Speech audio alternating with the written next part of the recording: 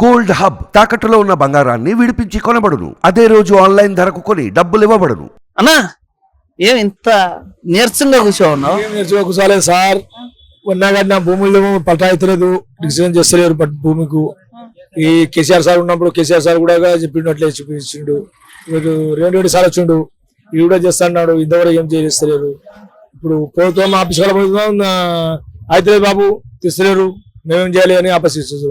నాగరికులం తిరిగినా, మేమున్నర తిరిగినా, అచ్చమేమంతా తిరిగినా ఏదైతే లేదు. అవుతుంది అవుతుంది అంటారు. 2 లక్షలు పెట్టినా 4 ఎకరాల భూమి మీద ఈ డిసిజన్ పట్ట అవుతుందని. అది పట్ట అయితే లేదు, ఏం చేస్తలేదు. ఇది ఒకటి నా కాలు చేతులు పడ్డాయి. అప్పుడు ఈ కాలు చేపట్టాయి. కాలు పెట్టినప్పుడు కేసీఆర్ సార్ ఉన్నప్పుడు పిచ్చిన పైసలు రాపించారు. ఏ రాదు నీకు రాదు అని రైతులు మొత్తం చెప్పారు, లీడర్లు మొత్తం చెప్పారు. ఇప్పుడు కాంగ్రెస్ ప్రభుత్వం వచ్చింది. కాంగ్రెస్ ప్రభుత్వం ఎమ్మెల్యే సార్ కలిస్తే నేను రా బాబు నేను రాపించి నీకు ఇస్తాను వచ్చి ఎలా అంటారు. అంటే అందరిని పిలిపించి వాళ్ళ సమస్యలు ఏందో చెప్పిస్తున్నారు కదా, మీరు అలా వెళ్ళి అడిగారా?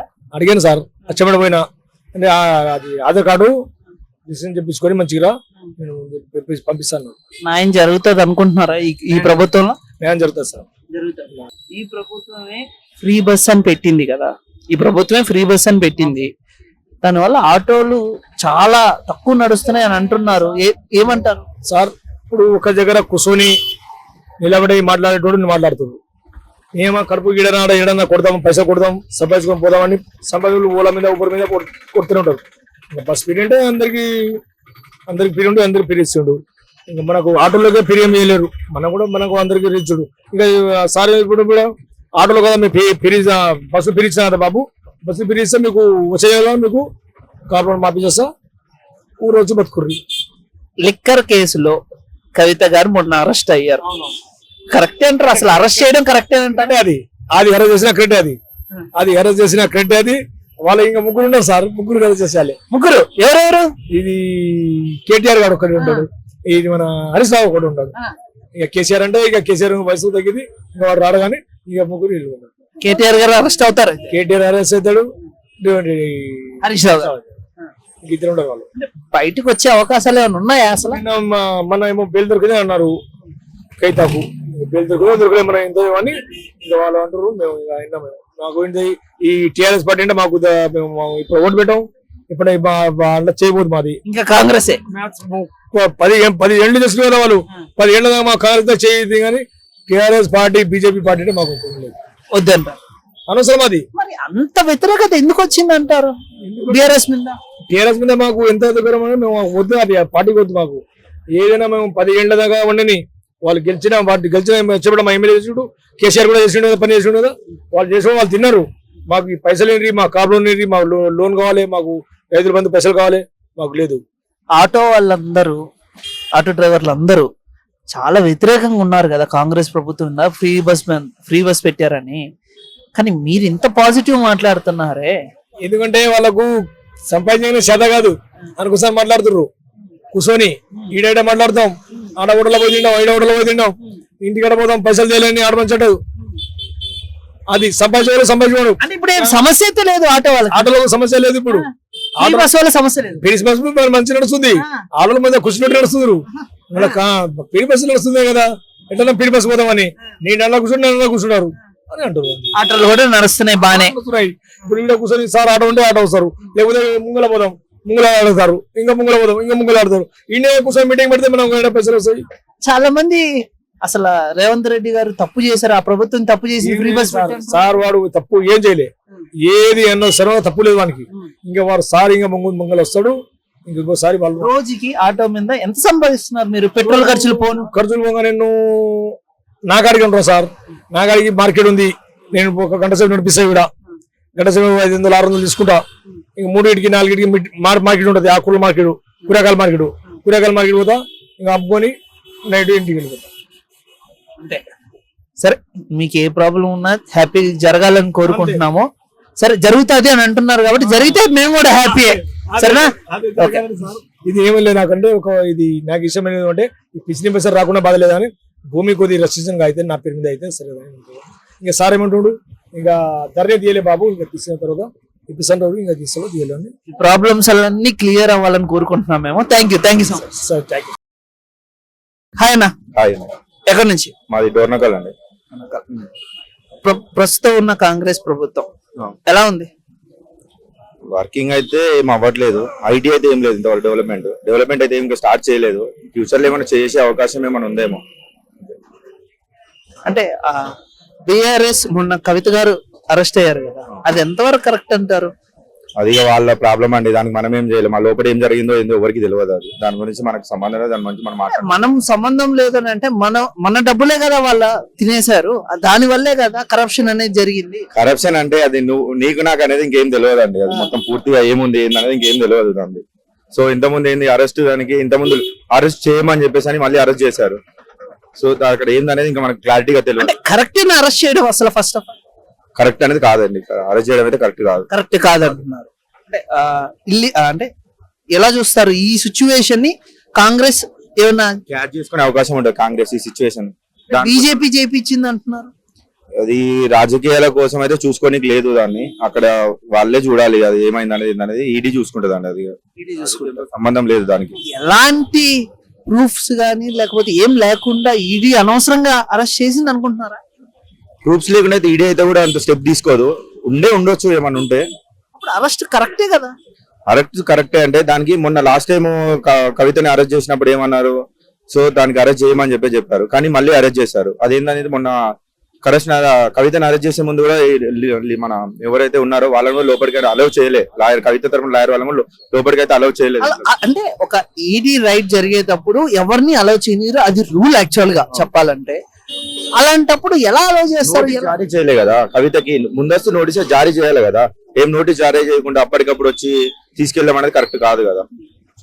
అంటే ఇప్పుడు అరెస్ట్ చేయడం అనేది తప్పు, కానీ స్కామ్ అయితే జరిగిందా? అరెస్ట్ చేయడం తప్పు అని అంటున్నారు. స్కామ్ జరిగిందొచ్చు, కానీ అరెస్ట్ చేయడం అయితే కరెక్ట్ కాదు. అది అంటే కేటీఆర్ గారు కూడా అరెస్ట్ అవుతారు అనే ఒక ఆరోపణలు వస్తున్నాయి. ఎంతవరకు కరెక్ట్ అంటే? ఫేక్ అండి, అది ఫేక్ అది. అంటే మీరు కనుక చూసుకున్నట్టయితే బీఆర్ఎస్ ఓడిపోయినప్పుడు లాస్ట్ ఎలక్షన్స్ లో ఓయ్ మిస్ యూ కేటీఆర్, ఐటీకి మీరు కావాలని ఒక హ్యాష్ ట్యాగ్ రన్ అయింది. నిజంగా ఐటీని అంత డెవలప్ చేశారా? చంద్రబాబు తర్వాత ఐటీ డెవలప్ అయిందంటే కేటీఆర్ వల్లనే సాధ్యం అండి. ఎవరి తరం కూడా కాదు అది. ఫస్ట్ చంద్రబాబు చేశాడు, తర్వాత చేసినట్టు కేటీఆర్. అతను మించినోడు ఎవరు ఐటీ డెవలప్ చేయాలంటే. అంత హంబక్కే ఏమీ లేదు డెవలప్మెంట్, మొత్తం ఊరికే అట్లాగా పైలో చూపించారు అంతే అని అంటే. కాంగ్రెస్ గవర్నమెంట్ వచ్చి ఇప్పటికి 8 months ఇంతవరకు ఏం అప్పుడు 4 months వేసుకోండి. 4 months లో కూడా ఇంతవరకు ఏమనేది రాలా. ముందు చూద్దాం, ఇంకా ఏమో చేస్తారేమో వీళ్ళు కూడా. ఇప్పటి వరకు అయితే 10 years లో అయితే వాళ్ళ అభివృద్ధి అయితే బాగానే ఉంది. బీఆర్ఎస్ గవర్నమెంట్ ది ఛాయిస్ ఇచ్చారు కదా కాంగ్రెస్ గవర్నమెంట్ కూడా. ఇది కూడా చూద్దాం ఒకసారి. థ్యాంక్ యూ అన్న. Okay, thank you. హాయ్ అన్న, చెప్పండి. ఎక్కడి నుంచి? హైదరాబాద్, తెలంగాణ. ప్రస్తుతం ఉన్న కాంగ్రెస్ పాలన ఎలా ఉంది? వరస్ట్ అండి. వాళ్ళు ఇప్పుడే స్టార్ట్ చేశారు కదా. ముందు వాళ్ళు ప్రభుత్వం అయితే వాళ్ళు రైతులు చాలా కష్టపడుతారు, వాటర్ రావట్లేదని. మళ్ళీ కరెంటు కోతలు స్టార్ట్ అయినాయి అని బాధపడుతున్నారు. బీఆర్ఎస్ ప్రభుత్వం బాగుండింది అంటున్నారా మీరు ఒక రకంగా చెప్పాలంటే? అంటే మాకు తెలిసినంత మట్టుకి 10 years లో బాగా అభివృద్ధి జరిగింది. అంటే ఓన్లీ హైదరాబాద్ లోనే డెవలప్మెంట్ జరిగింది, చుట్టుపక్కల ఊర్లలో జరగలేదు. అందుకనే బీఆర్ఎస్ ఓడిపోవడానికి ఒక కారణం అంటారు. ఏమంటారు? అంటే కొంచెం కేటీఆర్ గారు హైదరాబాద్ బాగా చూసుకున్నారు. ఆ చుట్టుపక్కల హైదరాబాద్ తెలంగాణ ఊర్లలో మాత్రం పట్టించుకోలేదు అని అంటున్నారు. కానీ అక్కడ ఉన్న అసమర్థత, వాళ్ళ ఎమ్మెల్యేల అసమర్థత వల్ల పట్టించుకోలేదు. కాబట్టి వాళ్ళు ఒకసారి కొత్తగా చూద్దాము, కొత్తగా వాళ్ళు ఆఫర్ ఇస్తున్నారు కదా, లోన్ మాఫీ చేస్తాం అది చేస్తామని చెప్పి అనేసరికి ఆ రైతులకు ఆశ పుట్టి ఆ కేసీఆర్ సీఎం ఉండాలి, మా ఎమ్మెల్యే మారాలి అంతే అభిప్రాయంతో చేశారు తప్ప ఎవరికి కూడా కాంగ్రెస్ పార్టీ వస్తుందని ఊహించలేదు ఎవరు. కవిత గారి అరెస్ట్ ని ఎలా చూస్తున్నారు మీరు? ఇక అది ఎలక్షన్ మూమెంట్, ఎంపీ ఎలక్షన్ ముందు అరెస్ట్ చేయడం అంటే ఇది ఒక కుట్రనే. ఇదంతా కుట్ర. కాకపోతే మళ్ళీ అరెస్ట్ చేయడము, ఎంపీ ఎలక్షన్లు ఉన్నాయి, వాళ్ళు ప్రచారం చేసుకోకుండా దానికోసం అని చెప్పి ఏదో ప్లాన్ చేసి ఆమె అరెస్ట్ చేశారు. అంటే ఆ బీజేపీ కావాలనే ఈ అరెస్ట్ చేయించింది అని అంటారు. అది ఎంతవరకు నిజం అంటారు? ఈడీ అనేది ఒక ప్రైవేట్ గవర్నమెంట్ ఆర్గనైజేషన్ కదా. అదే అది బీజేపీ హ్యాండ్ ఓవర్ లో ఉంది కాబట్టి బీజేపీ బీఆర్ఎస్ లో మొత్తం కలిపేసుకుంటే వీళ్ళందరినీ కొంతమంది ఏమో కాంగ్రెస్ లో జంప్ అవుతున్నారు. ఈవెన్ ఇక్కడ తీసుకెళ్లిపోతే ఇక్కడ దిక్కు లేకుండా బీఆర్ఎస్ పార్టీ బీజేపీలో కలిసిపోతుందని వాళ్ళ ఒక ఎత్తుగడ. అంతేనా? రేవంత్ రెడ్డి గారు మొన్న గేట్లు ఓపెన్ చేశాము, ఎవరైనా రావచ్చు, చేర్చుకుంటాము అని అన్నారు కదా. అన్నారు కదా, కాంగ్రెస్ లోకి చాలా మంది వస్తున్నారు అని అంటున్నారు. ఈ సిచ్యువేషన్ ఎలా చూస్తారు? అంటే బీఆర్ఎస్ ఖాళీ అయిపోతుందా? అయ్యో అక్కడక్కడ నలుగురు దొంగలు జంప్ అయినంత మాత్రం బీఆర్ఎస్ పార్టీని ఏం చేయలేరు. అది ఆల్రెడీ కేసీఆర్ గారి దమ్ము తెలంగాణ తీసుకొచ్చి ఒక 10 సంవత్సరాలు పరిపాలించి ఆ కాళేశ్వరం ప్రాజెక్ట్ లో ఎన్నో పిల్లర్స్ ఉంటే ఒక పిల్లర్ని పొక్క చూపించి అది గుడ్డు మీద ఎంటికలు పీకినట్టుగా మాట్లాడుతుంటే అది సాధ్యం కాదు. ఇది నలుగురు పోతే ఏం పెద్ద కాదు. వాడ వీళ్ళంటూ ఇంకొకటి చేరుతాడు, చేరి మళ్ళీ గెలుస్తాడు. బీఆర్ఎస్ పార్టీ మరి అందుకుంటాడు. దాదాపు 25 ఎమ్మెల్యేలు జంప్ అయిపోతున్నారు కాంగ్రెస్ లోకి అనే ఒక న్యూస్ వస్తుంది. నిజమే అంటారు? ఈ ఎంపీ ఎలక్షన్ అయ్యే వరకు వెయిట్ చేయాలి మనం. ఆ ఎంపీ ఎలక్షన్ అయిపోయిన తర్వాత ఎంతమంది దొంకుతారో వీళ్ళకు పదవి వ్యామోహం, పార్టీ మీద ప్రేమ కాదు, మనకు పదవి వ్యామోహం వల్ల వీళ్ళకి అంతే జంపింగ్ అని. వాళ్ళకి పార్టీలో గెలిచాము, మనకు పవర్ లేదు, పవర్ కావాలి. పవర్ ఉంటే ఏదైనా మనం డబ్బులు దండుకోవచ్చు అనుకునే వాళ్ళు పోతారు. నిజంగా ప్రజలకు సేవ చేయాలనుకున్న వాళ్ళు మాత్రం ఆ దాంట్లోనే ఉండి ఇప్పుడు బీజేపీ ఎక్కడ సిటీలో రాదు. కిషన్ రెడ్డి ఎందుకు పోలేదు 20 years నుంచి? మన మంగళాటు ఎమ్మెల్యే ఆయన పేరు మంగళాటు ఎమ్మెల్యే, బీజేపీ ఎమ్మెల్యే వాళ్ళందరూ ఎందుకు వాళ్ళు పబ్లిక్ సేవ చేయడానికి? రాజాసింగ్ అట్లా కొంతమంది పబ్లిక్ సేవ చేయడానికి ఉంటారు. వీళ్ళు పైసలు సంపాదించుకోవాలనుకునే వాళ్ళు మాత్రమే పౌర పార్టీలోకి వెళ్ళి గవర్నమెంట్ యూజ్ చేసుకోవడం. బీఆర్ఎస్ ఖాళీ అయిపోతుంది, భూస్థాపం అయిపోతుంది. చాలా మంది ఎమ్మెల్యేలు మా పార్టీలోకి వచ్చేస్తున్నారు. భూస్థాపం అయిపోతుంది అంటారా? కాదు. కేటీఆర్, హరీష్ రావు, కేసీఆర్ వీళ్ళంతా ఉన్నంత వరకు అంత ఈజీగా పోదండి. అంటే కవితను అరెస్ట్ చేశారు, నెక్స్ట్ టార్గెట్ కేటీఆర్ గారే. ఇంకా కేసీఆర్ గారు పాలిటిక్స్ లో యాక్టివ్ లో ఉంటారు. ఎవరున్నారండి చెప్పు? జైలుకి వెళ్ళిన ఎవరున్నారు? ఇందిరాగాంధీ వెళ్ళలేదా? జగన్మోహన్ రెడ్డి వెళ్ళలేదా?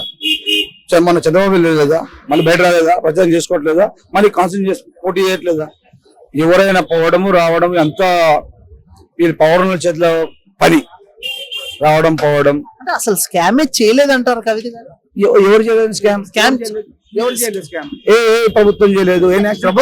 ప్రభుత్వం చేసింది. కవిత గారు స్కామ్ చేశారా లేదా? చేసి ఉంటారండి. మాకంతా మనము సామాన్య మానవులం. మనం రోజు గడుస్తే గానీ పూటకి గడవస్తే గానీ తెలియని వాళ్ళం మనం. అలాంటిది మనం అంత పెద్దగా చేశారని చెప్పలేము. ప్రతి వాళ్ళు స్కామ్ చేసిన ఉన్నారు. Okay, thank you bro. Thank you. Okay, thank you.